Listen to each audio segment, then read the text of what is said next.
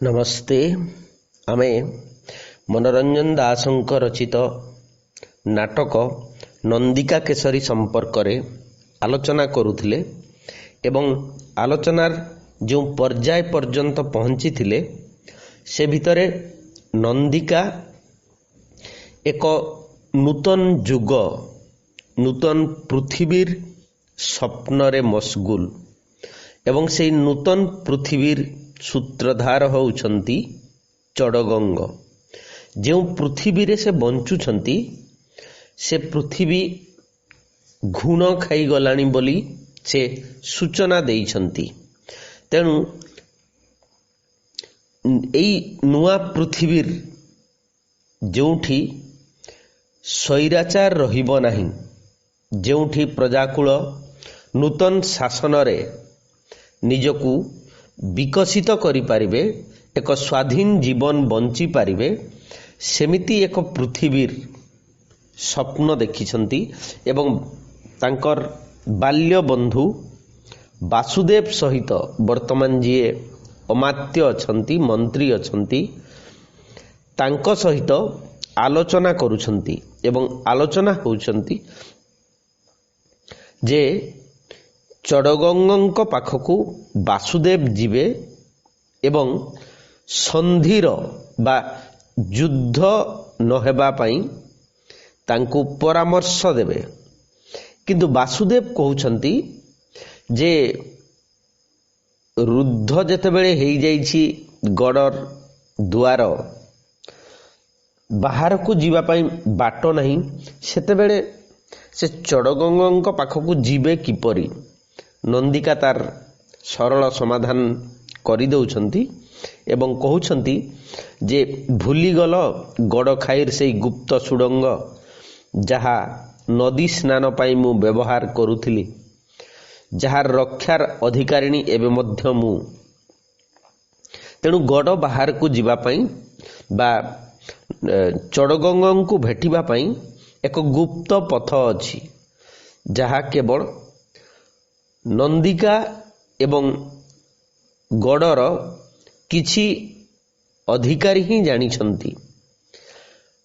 तबे एई कथा कहिला परे वासुदेव कहउछंती पुनी द्विधा तांक मनरे। नंदिका अंकु जेतेबेले से कहउछंती मु जदी जाए जदी किछि असुविधा हुए ना जदी विफल हुए बोली से कहउछंती। नंदिका प्रथमरु सूचई देबाकू कहउछंती तुम विफलतार ग्लानी निजर अभिशाप रूपे ग्रहण करिनेबी। तेणु नंदिका भितरे एक दृढ़ संकल्प सृष्टि हेछि। जदि विफल हेबा ताहले सेथिपई व्यक्तिगत भावरे नंदिका दायी हेबे, किंतु प्रयत्न करिवे नाही, प्रचेष्टा करिवे नाही एई युद्ध बंद करिया पई ताहा नंदिका और सही पारु नांती। एवं एक कथा मध्य कहउछंती जदि सफल हुए ये कहउछंती नंदिका मुख्य सचिवर सम्मान तुमको मिलिबो, माने तमे हेबो एई कटकर बा उत्कलर मुख्य मंत्री। वासुदेव कहउछंती ना उत्कल साम्राज्यर एक अंश मध्य देवा पई से कहउछंती, माने उत्कल साम्राज्यर अंश अर्थ होची एक क्षुद्र राज्यर राजा करि दिया जीवो। वासुदेव पुणी कहउछंती ना, नंदिका तापरे भी कहउछंती तेबे आउ कोन। तेणु आमे एई जगह रे वासुदेवंकर पाखरे एक गुप्त बा प्रच्छन्न इच्छा, लोभ, कामना को देखिबा को पाइबा।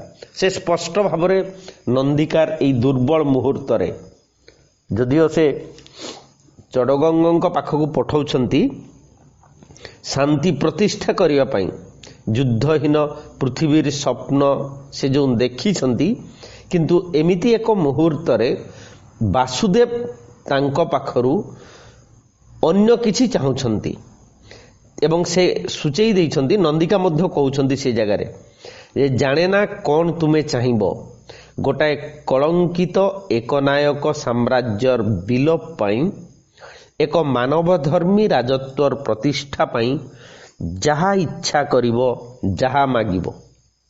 तेणु सर्वस्व समर्पण କରିବା ପାଇଁ ନନ୍ଦିକା ପ୍ରସ୍ତୁତ ଏବଂ ତା ପଛରେ ଏକମାତ୍ର ଉଦ୍ଦେଶ୍ୟ ହେଉଛି ଏଇ ତଥାକଥିତ ରାଜତନ୍ତ୍ରର ବିଲୋପ।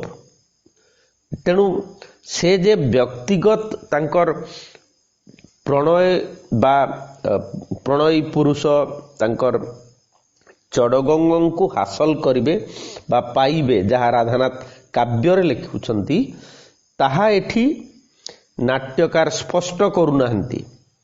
କିନ୍ତୁ ଯୁଦ୍ଧର ଅବସାନ ହେଉ ଏବଂ ଏକ ନୂତନ ଜୀବନ ଶୈଳୀ ଏଠି ସମ୍ଭବ ହେଉ, ସେଥିପାଇଁ ବ୍ୟକ୍ତିଗତ ଭାବରେ ସେ ଆତ୍ମଦାନ କରିବାକୁ ପ୍ରସ୍ତୁତ।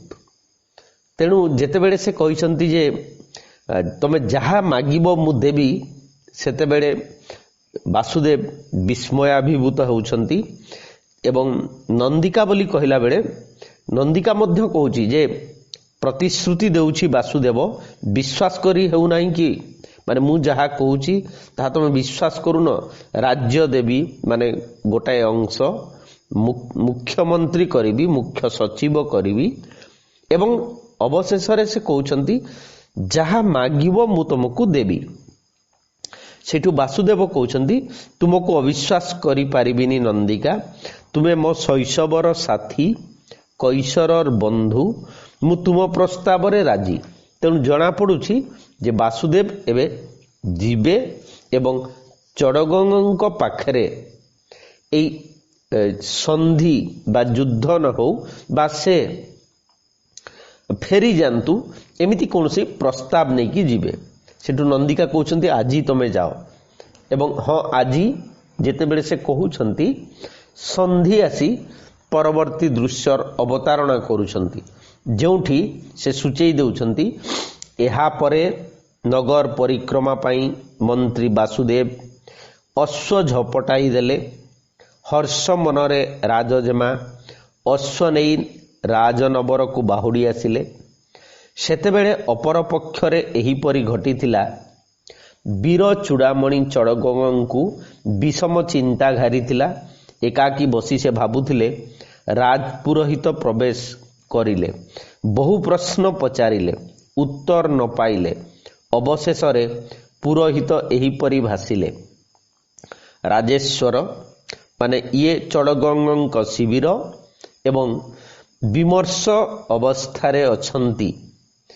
ଏକ ଶଙ୍କାକୁଳ ଦ୍ୱନ୍ଦ୍ୱଗ୍ରସ୍ତ ଅବସ୍ଥାରେ ଚଡ଼ଗଙ୍ଗ ଥିବା ବେଳେ ପୁରୋହିତ ପ୍ରବେଶ କରି ତାଙ୍କୁ କହୁଛନ୍ତି ରାଜେଶ୍ୱର, ଏପରି ଚିନ୍ତାମଗ୍ନ ହେବା ଉଚିତ ନୁହେଁ।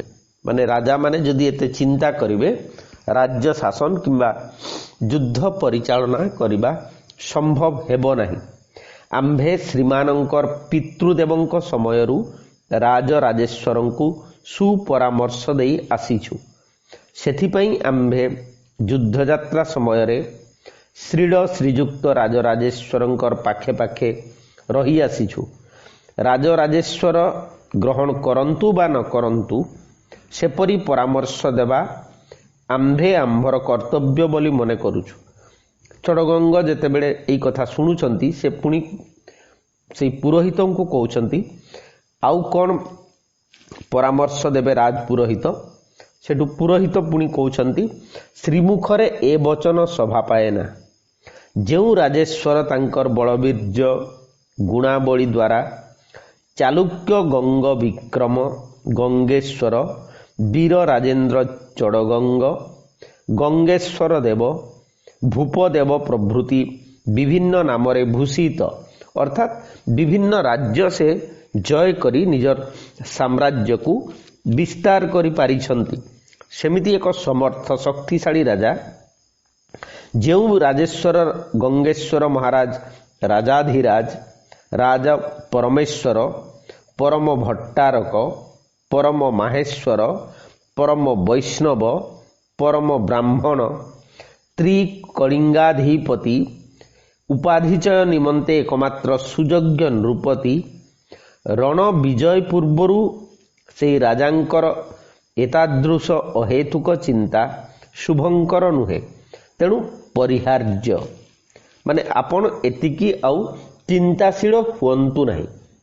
आपणकर वीरत्व, आपणकर पराक्रम, आपणकर शक्ति सामर्थ्य तथा अकथित एई विशाल भूखंड जानिछि, किंतु आपण एमती चिंतित रहन्तु नाही।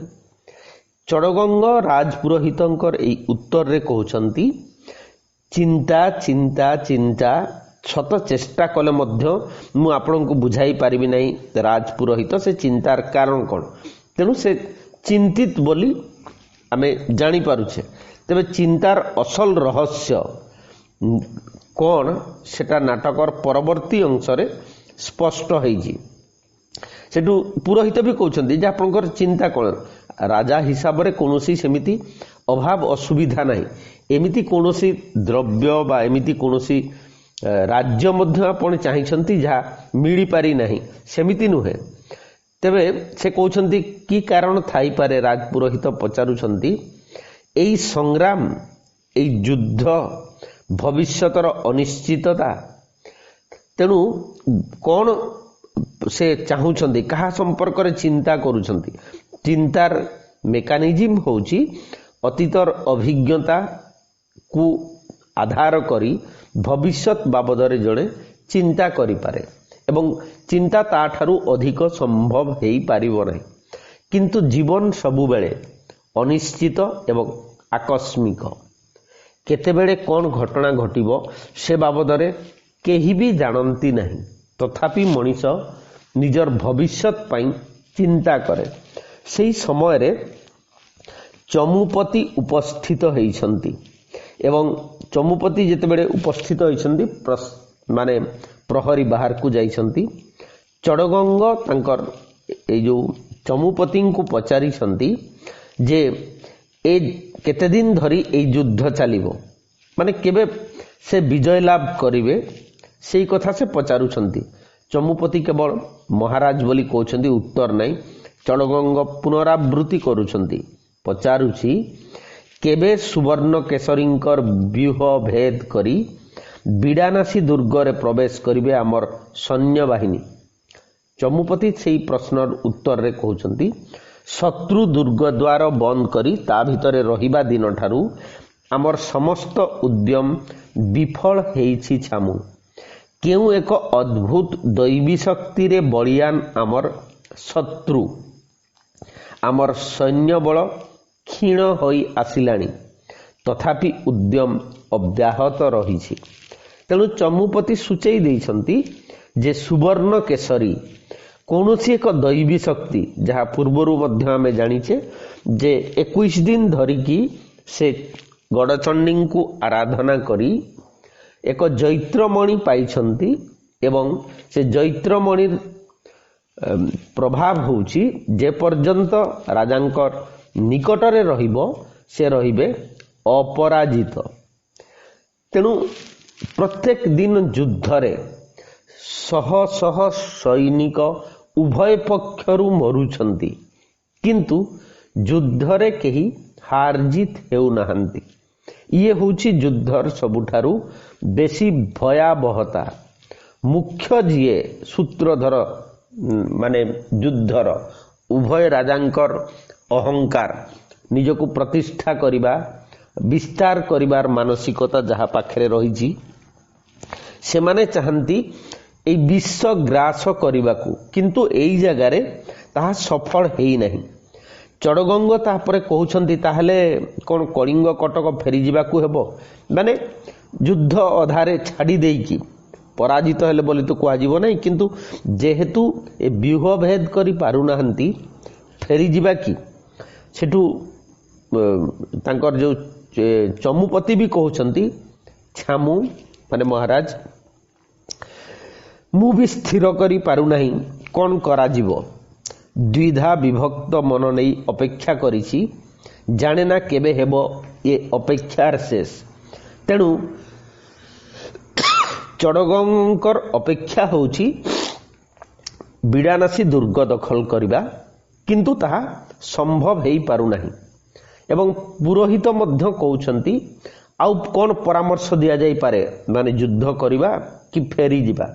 चढ़गंग कहउछंती जे आउ कौन परामर्श, किंतु पुरोहित से जगार पुणी एक भिन्न कथा कहउछंती जहा होउछि अलौकिक, एवं से अलौकिकता बाबदरे से कहउछंती विष्णुपदी माँ गंगांकर आशीर्वाद छड़ा अन्य पंथा नहीं राजेश्वर, तांकु ही स्मरण करंतु।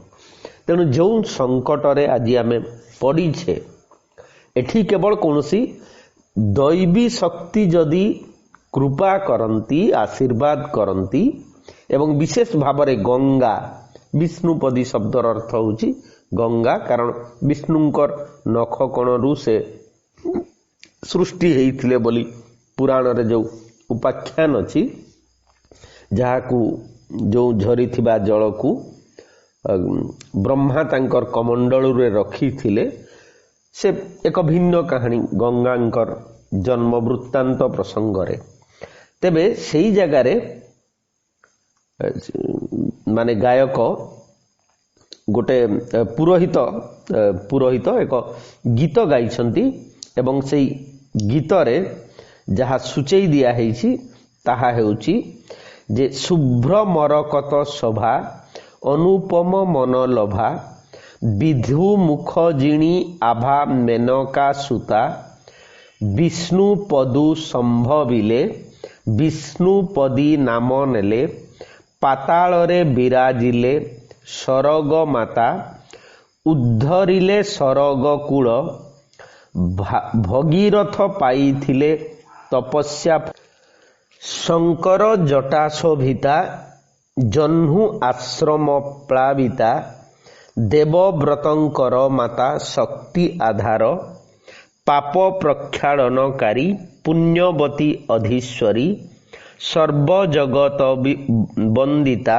देवी पयर, आराधिले दिशिबराहा, संकटर परित्राण सेई तो साहा। तेणु गंगांकर स्तुति तांकर गुणर वर्णना करिबा परे से परामर्श देइछंती चढ़गंगंकु राजपुरोहित जे आपण गंगांकु आराधना करंतु, एवं तांकु आराधना कले ही एई संकट टळी जीवो। तेबे उत्तर रे चढ़गंग कहउछंती जे आराधना शेष नहीं, किंतु मो आकुल प्रार्थना मार हृदय ए पर्यंत विगलित करि पारि नहीं। अर्थात गंगा कौनसी अलौकिक चमत्कारिता घटना वर्तमान सुद्धा घटाई पारि नाहंती। तेबे राजपुरोहित कहउछंती तथापि से ही भरोसा, चढ़गंग मध्य कहउछंती से ही भरोसा, एवं सेही समय रे प्रहरी प्रवेश करिकी कहउछंती जेतेबेले पहुंचीछंती सेतेबेले से कहउछंती जे शिविर रक्षक महादंड पाश आपनक पाखकू आसीछि। चढ़गंग कहउछंती असमय रे से काहेकि आसीछंती, तांकू एई भीतर को आण।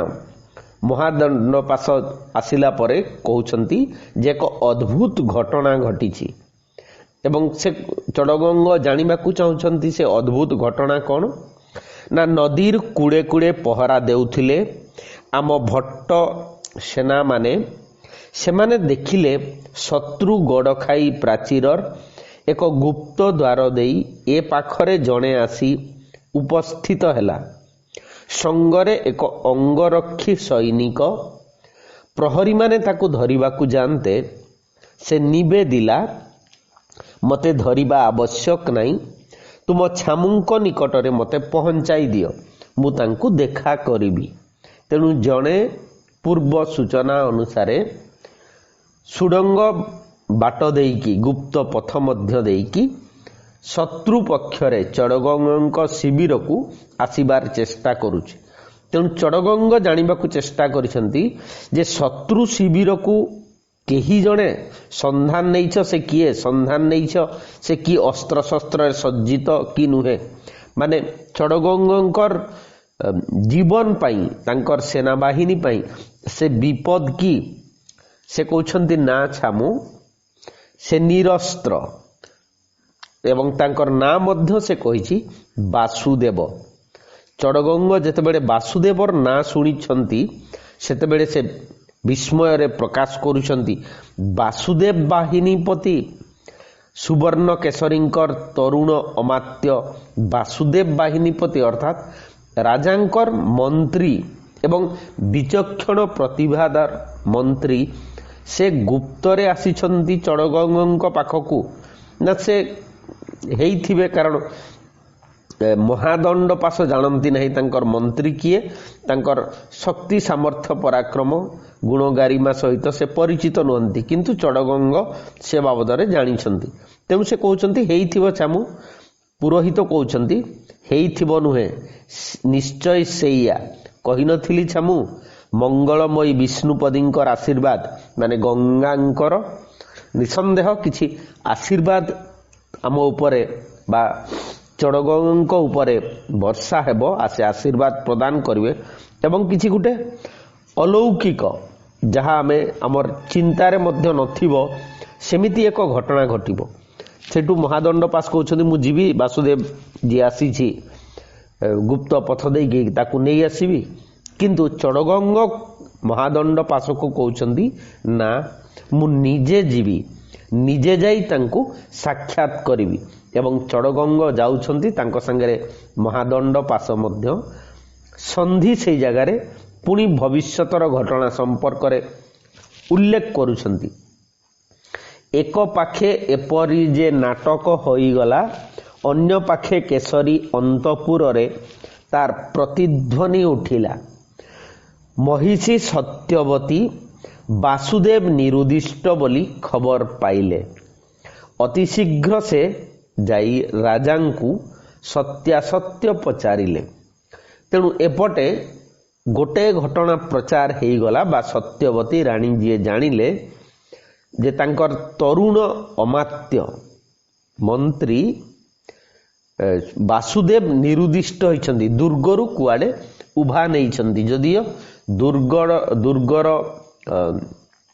ଦ୍ୱାର ଅବରୁଦ୍ଧ ଅଛି ସୁବର୍ଣ୍ଣକେଶରୀ ଏହି ଘଟଣା ଶୁଣିଲା ପରେ ସେ ଜାଣିବାକୁ ଚାହିଁଛନ୍ତି ଯେ ତମେ କେଉଁ ସମ୍ବାଦ ମୋତେ ଦେବ ନା ବାସୁଦେବ ନିରୁଦ୍ଦିଷ୍ଟ ବୋଲି ରାଣୀ କହୁଛନ୍ତି ସୁବର୍ଣ୍ଣକେଶରୀ ସେଇଠୁ ଶଙ୍କା ପ୍ରକଟ କରିକି କହୁଛନ୍ତି ଯଦି ସତ ହେଇଥାଏ ନା ରାଣୀ କହୁଛନ୍ତି ଯଦି ସତ ହେଇଥାଏ ତାହେଲେ କ'ଣ ସୁବର୍ଣ୍ଣକେଶରୀ ମଧ୍ୟ ସ୍ପଷ୍ଟ ଭାବରେ କହୁଛନ୍ତି ଏଥିରେ ବିଚଳିତ ହେବାର କିଛି କାରଣ ନାହିଁ ରାଣୀ ସମରଲିପ୍ତ କୌଣସି ରାଜ୍ୟ ପକ୍ଷରେ ଏପରି ଅନେକ ଅଚିନ୍ତିତ ଘଟଣା ଘଟିଥାଏ ତେଣୁ ରାଜା ସ୍ପଷ୍ଟ କରିଦେଇଛନ୍ତି ଯେଉଁ ରାଜା ଯୁଦ୍ଧ ପ୍ରିୟ ଯେଉଁ ରାଜା କ୍ଷମତାରେ ଅଛି ସେ ସବୁ ସମ୍ଭାବନାକୁ ସାଙ୍ଗରେ ଧରି ଜୀବନ ବଞ୍ଚୁଛି ଏବଂ ବିଶ୍ୱାସଘାତକତା କୌଣସି ସମୟରେ କେହି ମଧ୍ୟ କରିପାରନ୍ତି କାରଣ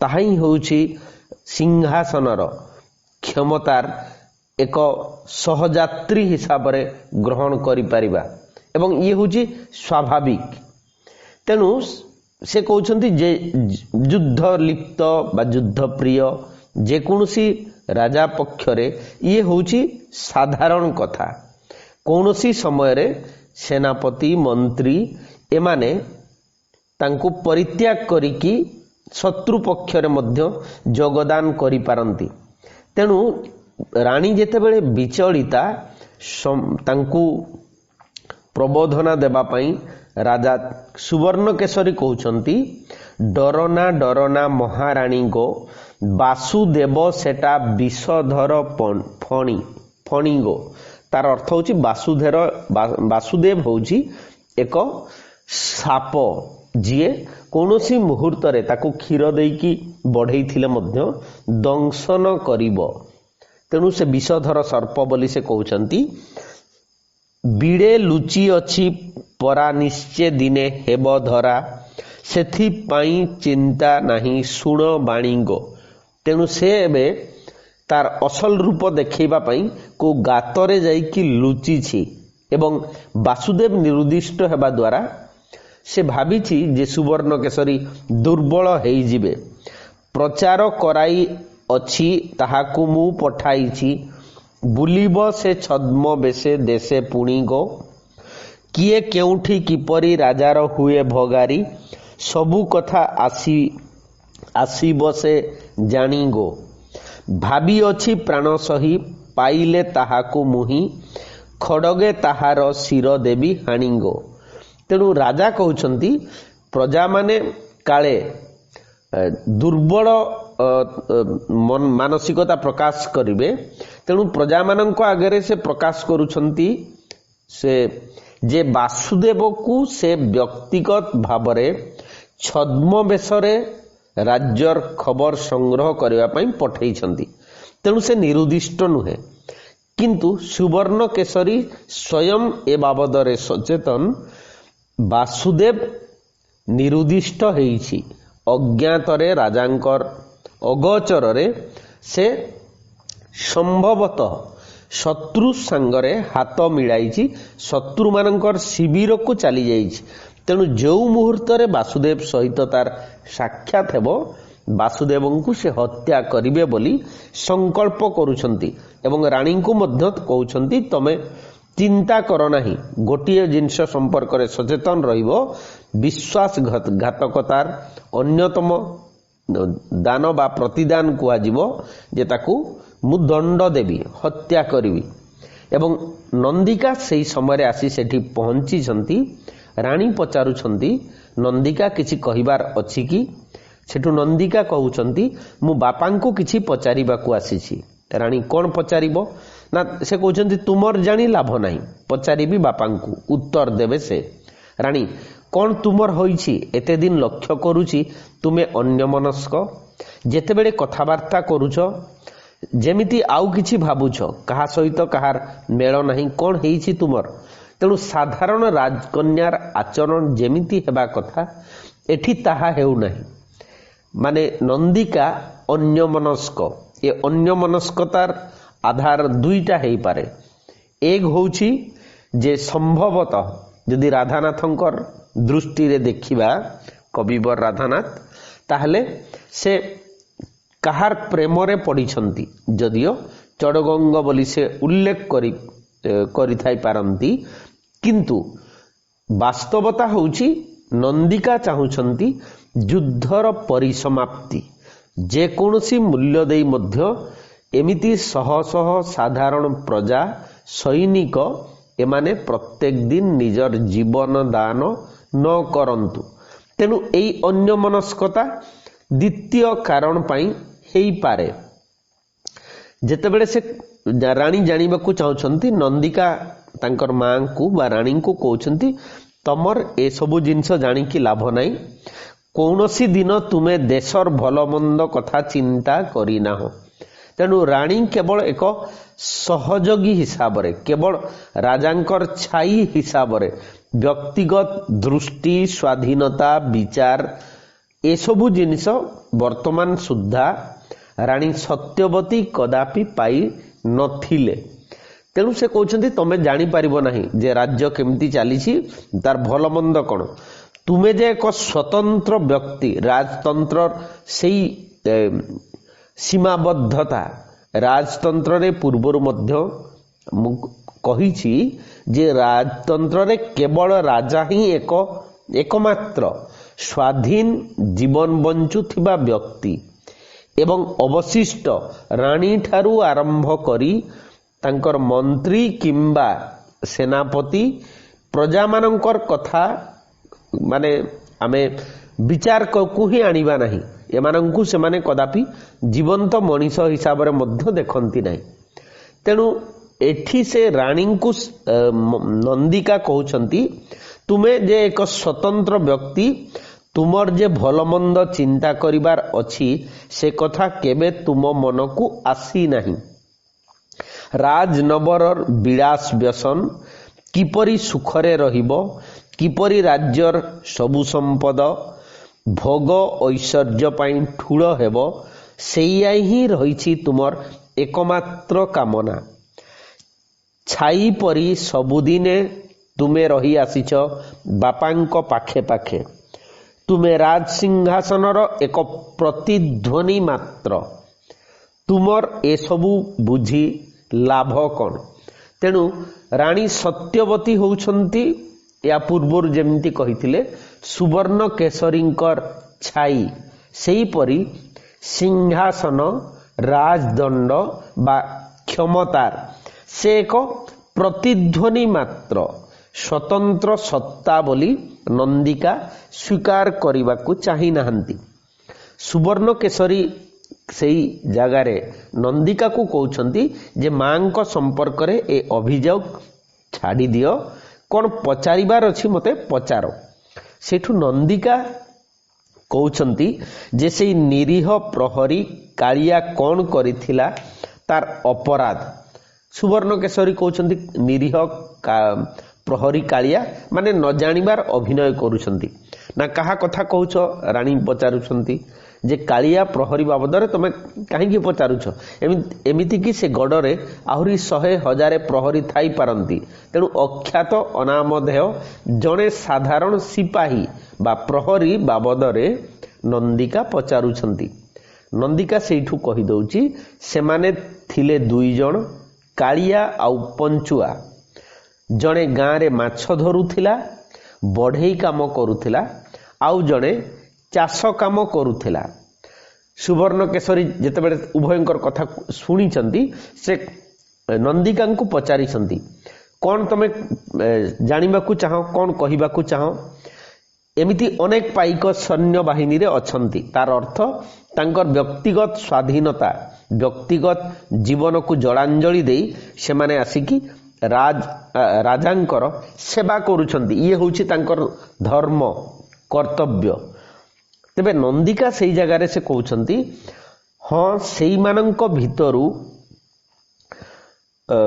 2 जण अनेकंकर प्रति अर्थात अनेकंकर प्रतिनिधि, साधारण प्रजा, साधारण व्यक्ति, साधारण नागरिकर से होउछंती संकेत बा प्रतीक हिसाब रे नाटक रे तांकु व्यवहार करा जायछि। 2 दिन तळे से माने प्रहरा देउथिले मोर उआस बाहरे, माने से माने थिले किंतु एबे नाहांती। से माने ए जो कुहा हिची जे तांकु बाध्य रे आनी की सैन्य बाहिनी रे पुरई दिया जायछि बोली ना। कौन हैला सुवर्ण केशरी पचारुछंती से माने गडरे प्रहरा देउथिले कोनसी त्रुटि करिथिले कि, जदि त्रुटि करिथिबे मते कहिले मु तार उचित दंड विधान किछि करिथांती। सेटु नंदिका कहउछंती त्रुटि नुहे, निष्ठार सहित से माने निजर कर्तव्य संपादन करुथिले। सुवर्ण केशरी जानिबाकू चाहुछंती तापरे कोन असुविधा हला ना। सेदिन राति अधरे उआस कठा छात उपरे ठिया आइथिली मु ना। रानी आश्चर्य होई कहउछंती राति अधरे तुमे कठा छात उपरे काहेकि ठिया आइथिलो नंदिका। नंदिका सेठू गोटे सत्य को उद्घाटन करुछंती एवं कहउछंती अपलक आखिरे केते कल्पना केते आशा नेई चाहिथिली चडगंगर शिविर को। सेई 2टी पहरा सैनिक शिशु परी कमल मन नहीं मो पाखकू आसिले, अनेक समय मो पाखरे छिड़ा हेई रहिले, भूली गले गाँरु आसीथिबा 2 जण पहरा सैनिक सेमाने। मु भूली गली मु राजनंदिनी नंदिका।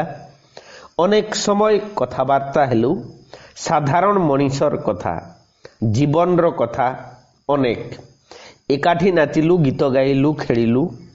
काली सेमानंकु वासुदेवंक निर्देश रे काठजडी कूल गड़खाई पाखरे पहरारे रखा जाइथिला। सेई बाट देई वासुदेव गोटिए प्रहरी को संगरे नहीं चली जाइछंती अन्य पाखकू। जेतेबेले एई कथा नंदिका कहउछंती ए कथारे व्यंजना बा ए कथार गुरुत्व अछि। समुदाय नाटकर मुख्य प्रसंग मध्य एई संलाप भितरे प्रतिध्वनित हेउछि, जहा एठी से सूचई दउछंती कहउछंती मु केवल राजकुमारी नुहे, मु एक जीवंत स्वाधीन चेता मनीष एवं स्वाधीन चेता मनीषटीए स्वाभाविक भावरे गीत गाइब, खेलिब, नाचिब एवं एमिति जीवन बंचिबारे जो माने दिने 2 दिन तले सहायता प्रदान करिथिले सेई माने कालिया आउ पंचुआ साधारण सैनिक। ए सैनिक मध्य तांकर असल परिचय नुहे, सेमाने मध्य जीवंत मनीष किंतु सेई मानक भितरु जड़े वासुदेवंक सहित चड़गंग शिविर को जाइछि ए बाबदरे नंदिका जानिछन्ति।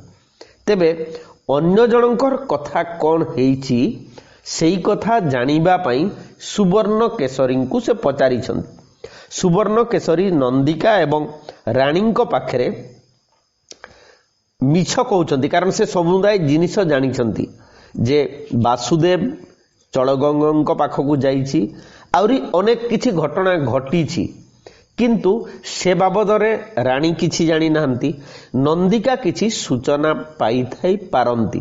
तेबे कौन से घटना परवर्ती समय रे आमे आलोचना करिबा। कमेंट रे जहा चाहिए लिखि पारिबे। नमस्ते, धन्यवाद।